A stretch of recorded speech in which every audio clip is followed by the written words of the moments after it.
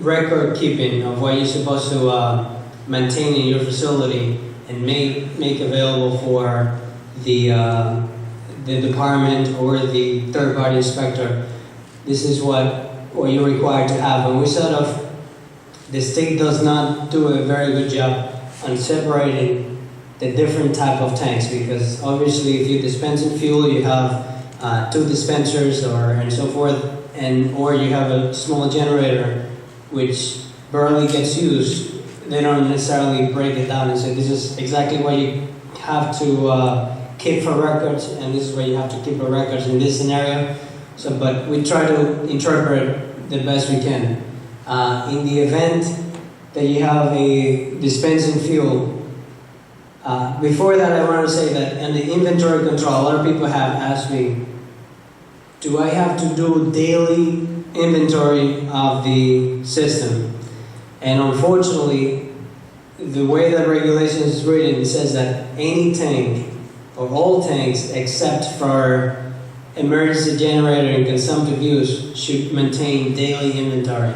I think personally that's outdated if you have a double wall tank with the sensor in between. I don't personally think that that's an effective method, but in addition to do everything, you have to do daily inventory if you're dispensing fuel, meaning that taking a reading at the beginning of the day by printing the button and keeping records of what you're pumping.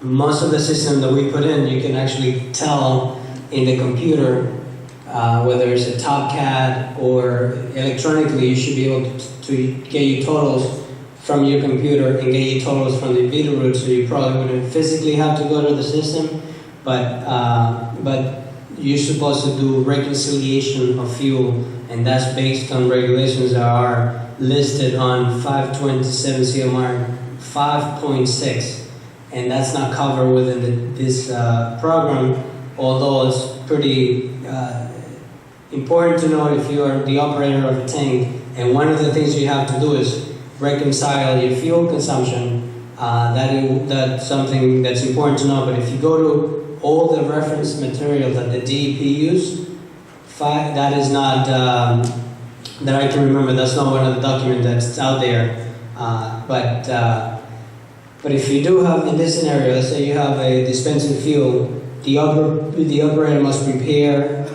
and reconcile and maintain daily inventory. So at the close of each calendar month, the operator should use the in-tank monitoring system over a continuous. That's if you are using that method of leak detection. So that wouldn't be something that number 2, you would not use that in the event that you're not utilizing that as your type of leak detection. Or number 3 as well, if you're not using continuous inline leak detector or in-tank leak detection, you don't have to keep records of that because you're not using that as your method of leak detection. If you were, you would need to keep records of that.